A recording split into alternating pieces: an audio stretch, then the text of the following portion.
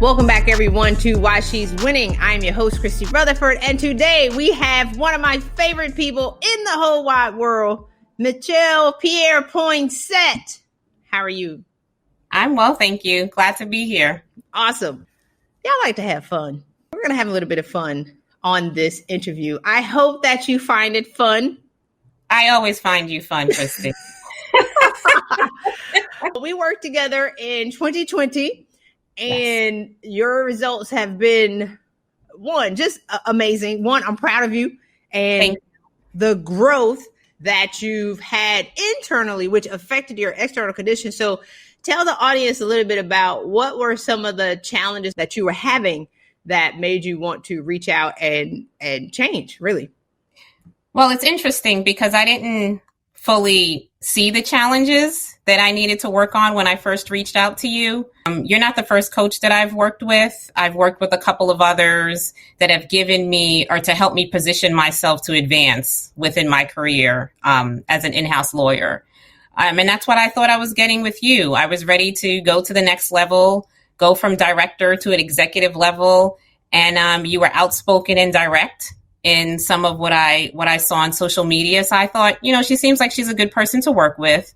And I seemed comfortable with you as a fellow woman of color. So that was also important to me. But after our first conversation, I kind of walked away thinking, I might need a little bit more help. Because you really had me thinking about some internal work that I needed to do. And that me being able to advance in my career was actually more within my control than I initially thought. It wasn't just executive presence, which I thought was what I needed to advance. I actually needed to do some internal work within me, which in turn would allow me to show up differently for those opportunities that would kind of unfold on their own, as opposed to me feeling like I'm chasing after something and I need to create this persona of myself that fits within what I thought was required within the corporate environment to advance.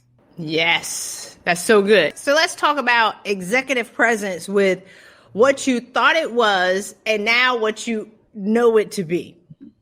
I mean, initially I thought it was showing up to meetings prepared to put on a show. Yep. Yes. And to put on a show in a way that appealed to the individuals that were at the table. Mm-hmm. More often than not, they didn't look like me and they were typically male. So I needed to know how to show up in a way where I can be seen and viewed as an effective leader and not the angry Black woman. And to be viewed as somebody that was productive. And it's not just wearing the suit and pulling your hair back in a neat ponytail. Yeah. I wasn't on the golf course making deals. Yep. So I needed to figure out how to get to the table and highlight my skills in a way for people to say, okay, I think she's ready to advance. That's what I thought. After the work that I've done with you so far, I realize it's really not that. I think a part of it now is how I show up and how I determine my own worth. I think before I was allowing others to determine my worth, as opposed to me knowing my worth and just showing up in that person that know I need to be valued and not letting others dictate that for me. And I think showing up with that confidence, knowing my worth, so then other people are like, wow, I can see it now with her. Before I felt like I needed to ask for permission, whereas now I'm showing up knowing my value, and it's easier for folks to really just kind of come on board and give me room and space to do what it is I can do to advance within my career. I know that's a mouthful. Does that make sense? No, I love it. One of the things that I love about what you said, so yes, we should be clear and most women should be following, because we keep thinking that as women of color and then just women in general, and then Black women on top of that, that executive presence means being more like them. Crossing your arms and furrowing your brow and being more productive, when that's not really what it means. And if women haven't progressed in the past 200 years, or especially with all the things that are going on in the past 20 years, with all of this training where we're talking about it, we're learning the wrong things. You talked about when you just showed up as yourself, that made you more confident, and you knew your value, which made you more confident. And then when you saw within yourself they saw it. Tell the audience a little bit more about that. For me, a part of it was I was waiting for other people to tell me I was great, as opposed to me telling myself, I know I'm great, and just showing up in my greatness. Waiting for others to give me permission to be great when I said, now I'm great and I can step into that. And to me, I think a lot of that is worthiness kind of issues. And also just, I tend to be a bit of an introvert. When I was in those scenarios where I felt like I had something to offer, I felt like I needed to wait for someone to give me permission to speak up. And I would shrink and become small. As opposed to now, I feel as though I know that what I have to say has value, so I need to share that. And I'm finding that the more that I share, the more that people look to me and ask me my opinion, quite frankly. Whereas before I was just sitting around waiting for people to ask and wondered why they never asked. So I needed to do my part to show up, show what it is that I have to offer, and people tend to respond better in that way. And I think a part of it too is I have a different perspective. I think I always had, I was angry, quite frankly. And I would, step into these jobs thinking I didn't need to change. I just needed to find the right job at the right place that valued what I had to offer. And now I'm realizing, no, it was me. I was the common denominator at all these different jobs. So something within me or something I was doing was not working. So I think that was part of it too. Like I had limiting beliefs about myself and my ability, which in turn blocked opportunities for me to advance. So I was limiting myself. Not to say that systemic racism doesn't exist, but I see the role that I played in limiting myself. And I'm starting to remove those barriers, and I'm seeing what comes from that and the benefit of that. Woo! That's what I'm talking about. Yes. But I had to do the work first. I had to do some real healing with trauma to get me there. It wasn't easy. And as you know, I'm a bit of a yogi. I've had other coaches. I've gone to therapy. I've done yoga. I used to meditate, maybe not on a regular basis, but I never did this type of level of work to heal prior trauma, to really release and move on, when I thought I did, honestly. And I think I also have a different definition for what strength means. Before I thought I needed to kind of push through situations and circumstances that I didn't like, and never really understood what it means to really take care of myself. To me now, I view vulnerability differently. And I view being able to say, no, I can't do this is probably takes more strength than to keep on saying yes and pushing through scenarios that just don't work for me. I love it because you're dropping so many gems here, because we always, think that they're trying to lock us out of the room. They are against us.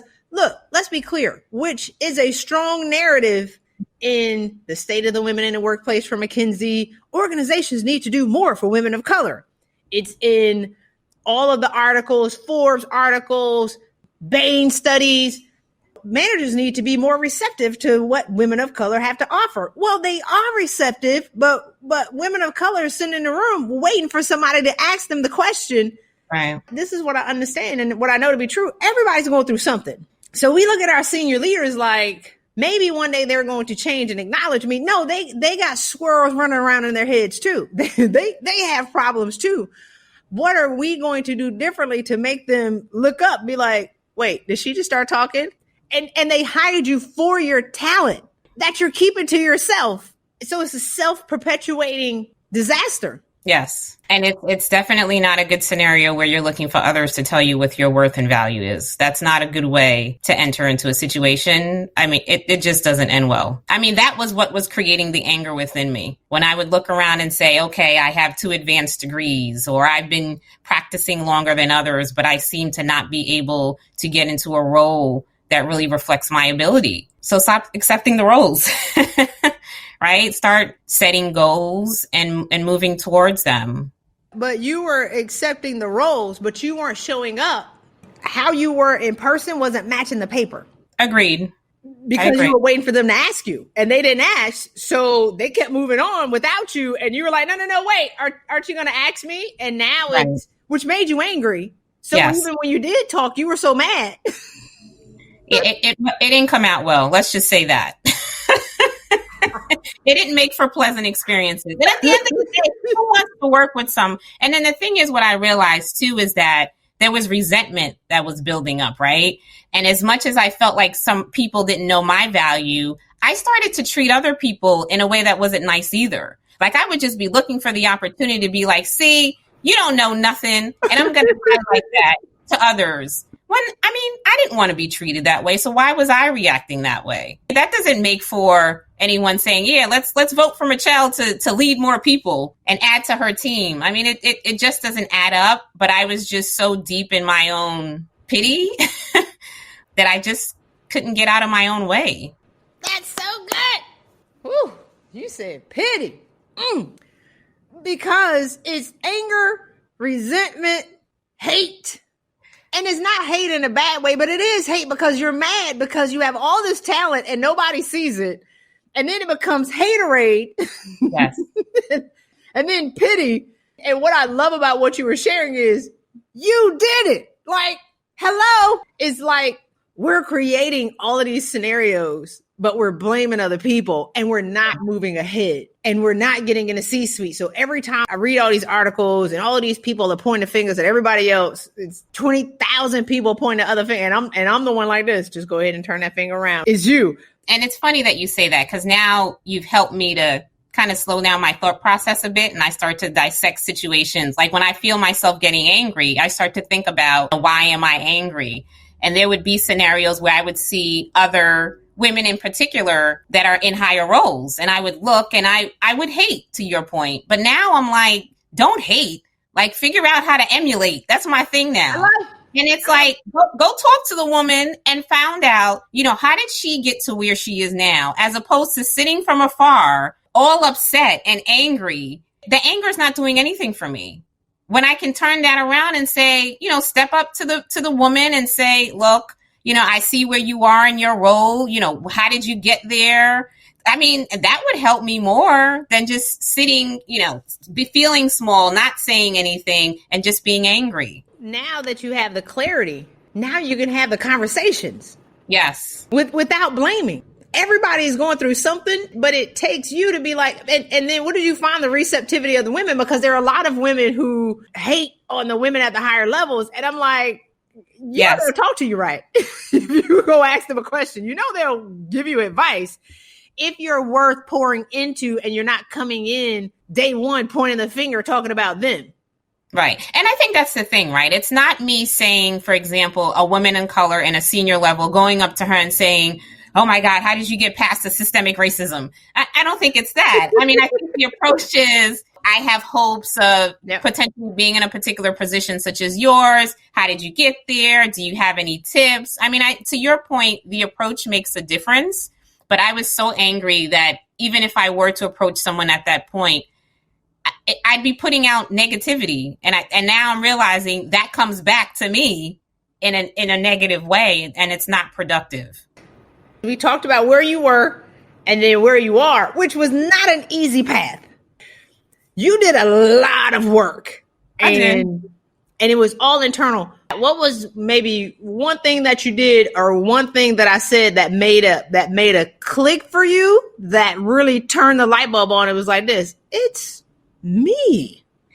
I mean, I think there were a couple of things. I think the 21-day forgiveness challenge was definitely a point that caused me to start reflecting, because after you forgive someone, then you have to release some of that anger. And I needed to accept that, that individual did the best that he or she can do, and I needed to forgive them. If I forgive Tom, I can't be mad at Tom anymore and carry that anger with me. So releasing some of that anger, it freed up my heart for other stuff. So I think the forgiveness challenge was a big part for me. And the other thing was doing the work of meditating daily and taking walks outside in nature. Doing those activities helped me to clear my mind and to have those conversations with myself to dissect maybe why I was reacting the way I was reacting. Like before, I was just in the day-to-day activities, going through my to-do list where I didn't even acknowledge those times where I felt myself getting angry and the tension in my body and the tension in my chest. Whereas now I'm mindful of that and I can just take a few deep breaths,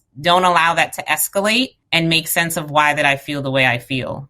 So I hear a large part of that was, one, you had to acknowledge that you were angry. And we don't want to do that because anger is our normal. If I'm baseline angry, what's the difference between level 8 angry and level 10? But don't you dare tell me as a sister that I'm an angry Black woman, because you would get cussed out. Like, it's not might, you would get the business. And I think that's what it is. I was always offended when people would say that to me. And it got bad when your kids look at you and tell you that you're always angry. That ain't funny, but. And that just made me more angry, as opposed to me saying, yeah, I am angry. I have reason to be, and I'm trying to work on that. We're justified in our anger. Yes. But then, because of what's happening, and because you're not getting ahead, and because you do have people who aren't as qualified and they're not as smart as you, so externally, you're justified in your anger for all the things that they're doing to you, and they're not asking you to come into the room, and they're not asking you to network, and they're not having the conversations with you, and they're not asking you for your feedback, and they're not asking. We're creating the cycle to be justified in our anger. And then don't even know we're angry. Oh yeah, you mad as HELL. That's one. And then over time, so it wasn't I'm angry, now I can see it. It was, okay, I'm angry, so now let me dissipate this anger, because now I have to work on it. And you were deeply rooted. You got the grip on anger. You got some people who kind of rub the tree, and you got some people who like this, and you were like this. Yes. And so it was like the peeling your fingers off of the things that you were angry about. And what I loved about what you said, forgiveness is free. Walking was free. And then meditating was free. So this isn't about going out and doing cryogenics. And I see these people doing these outrageous things. Right. I'm like, you can chill out for free. And that's the thing, right? I was the person that would get a regular massage. I was going to hot yoga and spin class. And what I realized through working with you, it felt good in the moment, but within 10 minutes of me being done with that activity, I would look at my work phone, an email would trigger me, and I'd go right back to being that angry person. Right back in the hole. I clearly wasn't getting to the root of the issues that were causing me to be angry. And I think that's the difference now.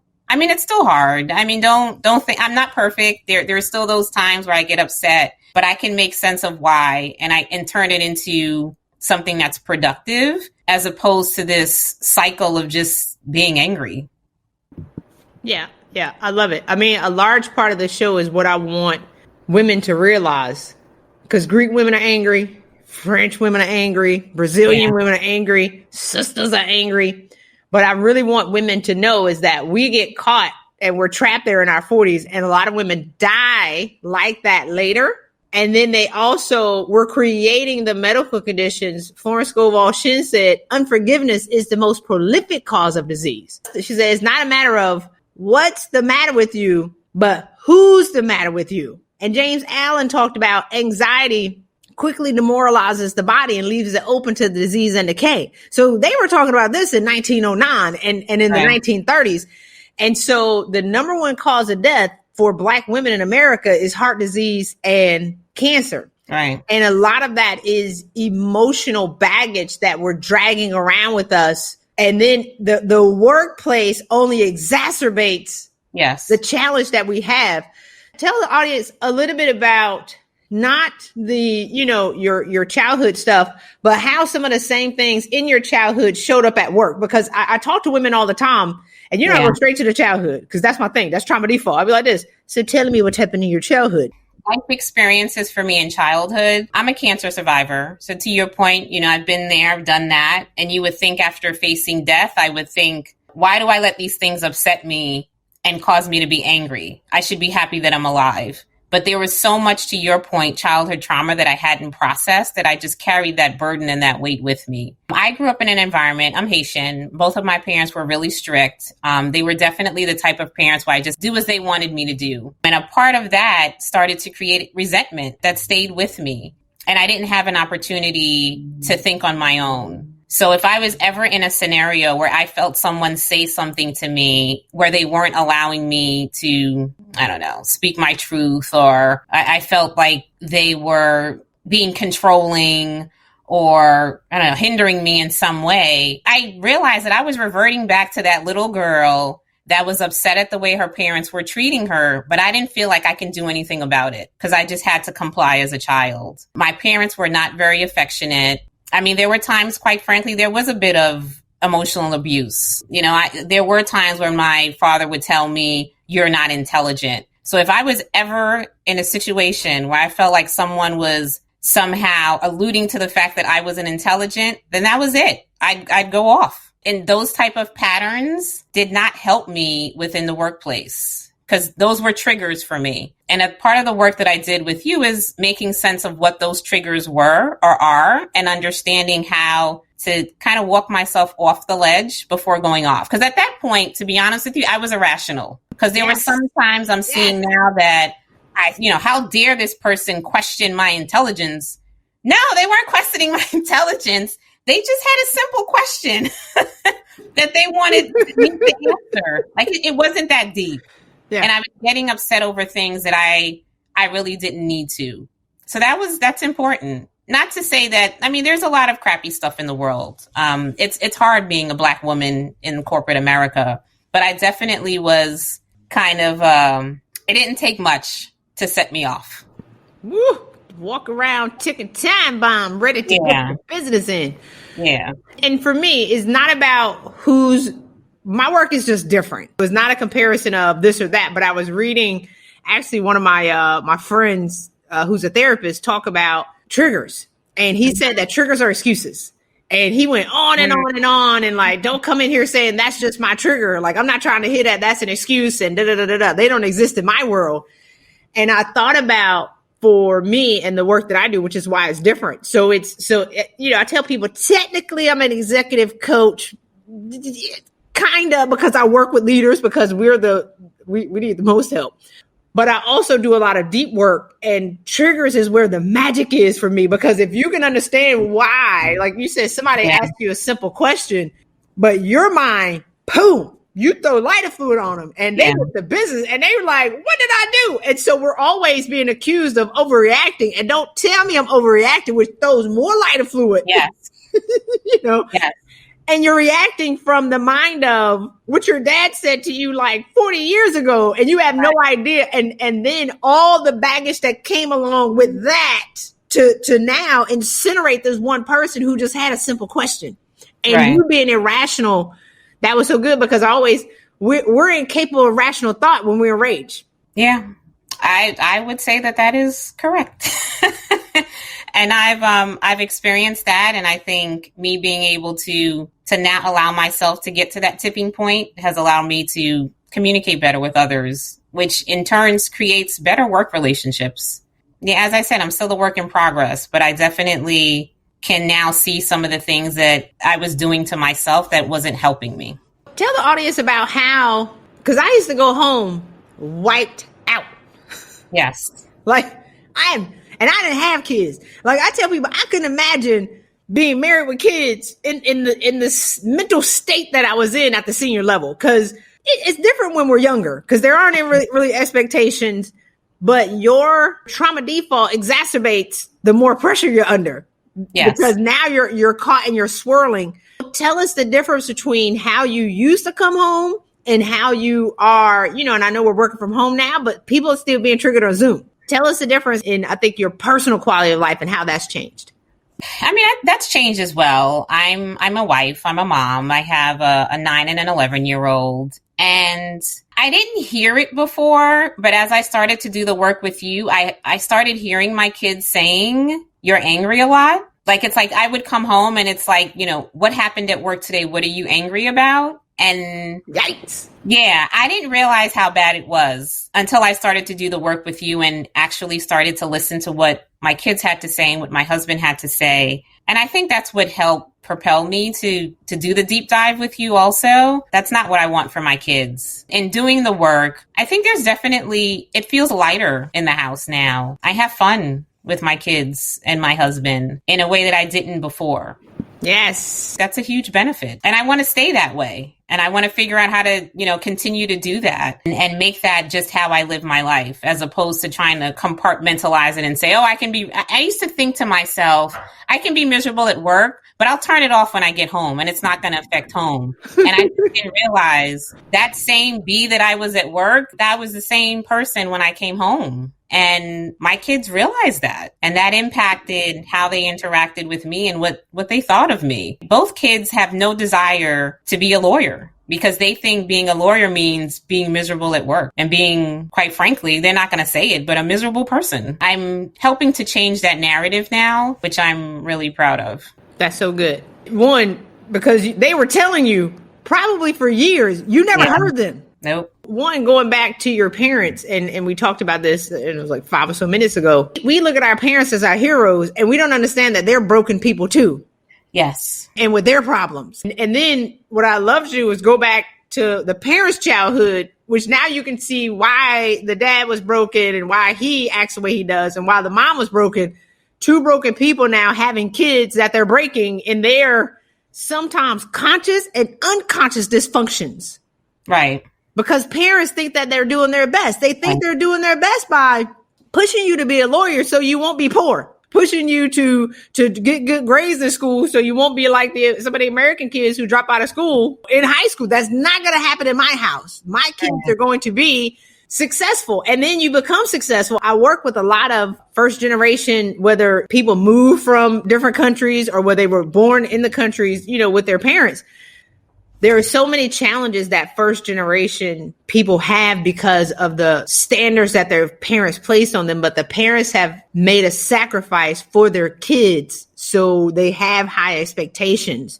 And there is so much shattering in that in the now adult kids who are now passing it down to their kids. And it only takes one person, Michelle, to get whole in their families, to set families free for generations.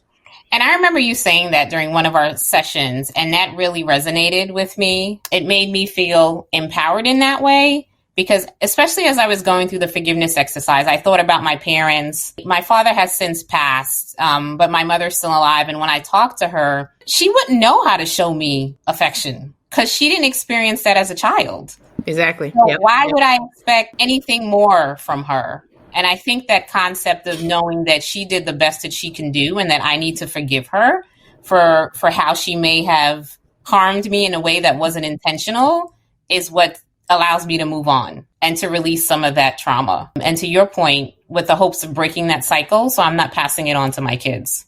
Louise Hay said, forgive your parents because they did the best they could with what they had and what they knew at the time. Right. And the thing about the work that we do is if you can see your parents from the rational adult mind, not the mind of the wounded child, because the wounded child can never see your parents properly.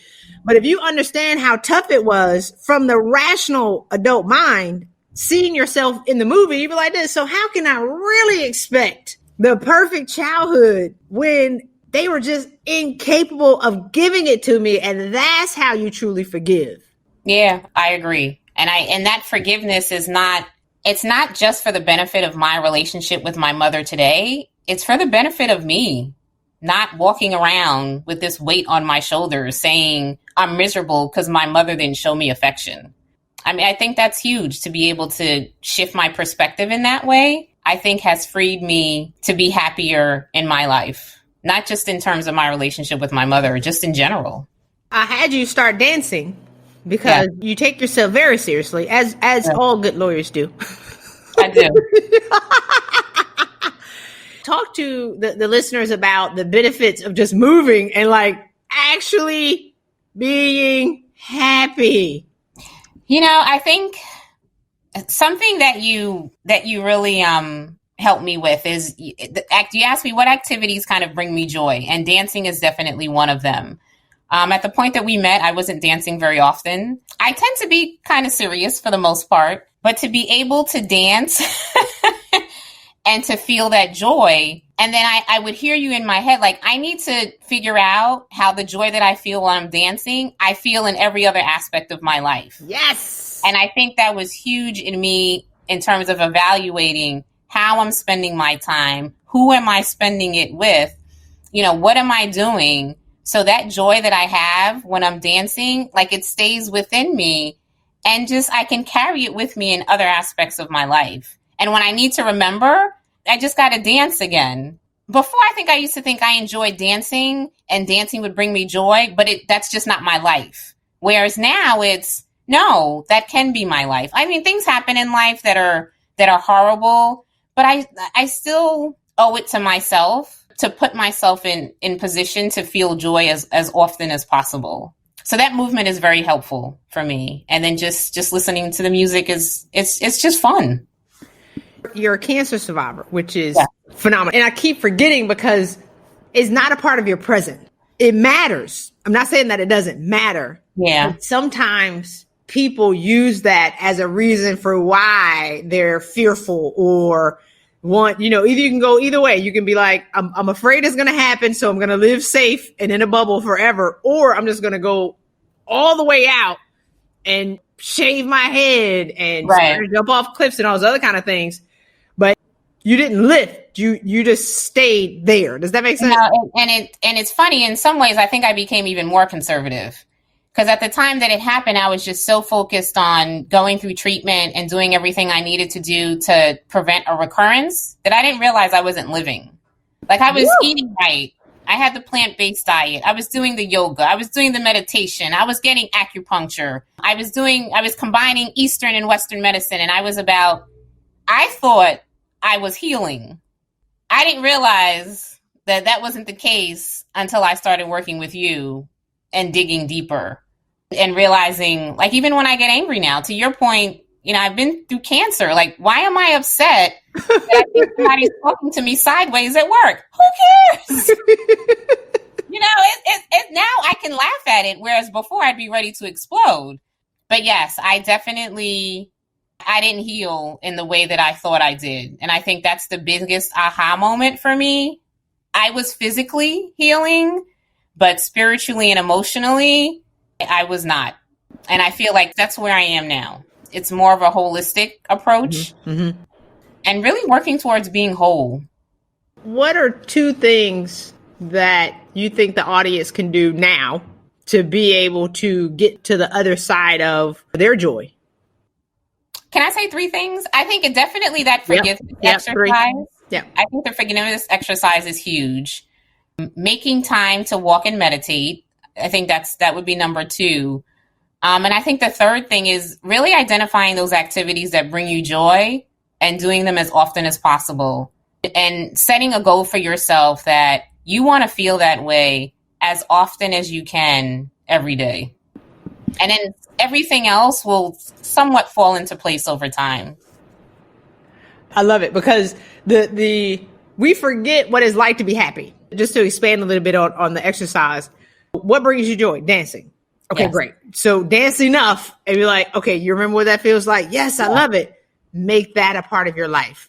Do more things that make you feel like that. Go ahead. And I'm almost embarrassed to say this, but I actually have to set an alarm on my phone to dance every day at 12 p.m. It's you're a structured woman. Go ahead. And in the beginning, it was like, I need to schedule time to experience joy.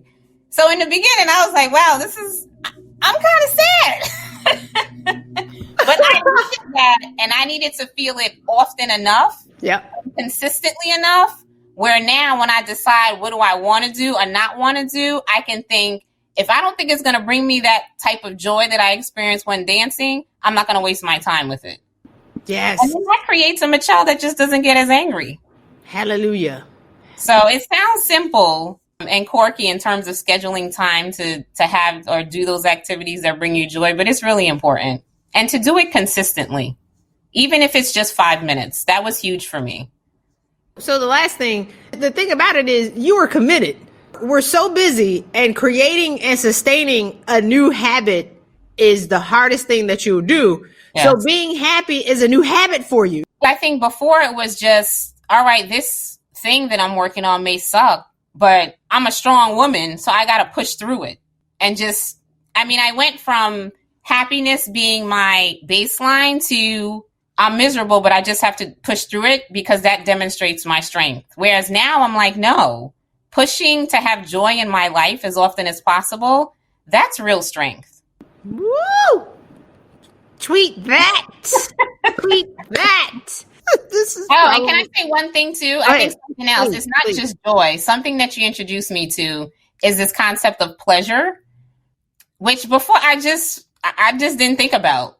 And then now that I think about that, because joy, I don't think is just the it's the happiness feeling. But I think as a woman, the concept of pleasure, I think, is really important and significant. And I don't think we prioritize that enough. We don't prioritize it at all. Help me get out of my little box from that perspective. That's important too. That's definitely changed my relationship with my husband and my relationship with myself, to be honest with you. That was never on the list of priorities. And now I realize if you're getting pleasure, you're probably not as angry all the time. Yes. But at the end of the day, if you show up and you're a lot more pleasant, I would take a guess to say you're probably positioning yourself better for any type of advancement or promotion at work. Okay, I'm just saying, right? Like I tell people, when people are like super angry, you be like, he ain't getting none at home. I'm just saying, it's like he's like, and it is what it is, but it's because we're so busy trying to push for a result. Yes. Thinking that result is what's going to make us happy and what's going to give us joy and what's going to give us pleasure. And you can have more awards on your wall than the Rockefeller Christmas tree and still be miserable. Yes. And I think now I'm enjoying the journey. Whereas before I was so focused to getting to the goal and I didn't care if I was miserable on my journey. Whereas now I'm like, no, I need to enjoy the journey. And I think once I reach that goal, I think it'll make it even better. Yeah. Yeah. I love it.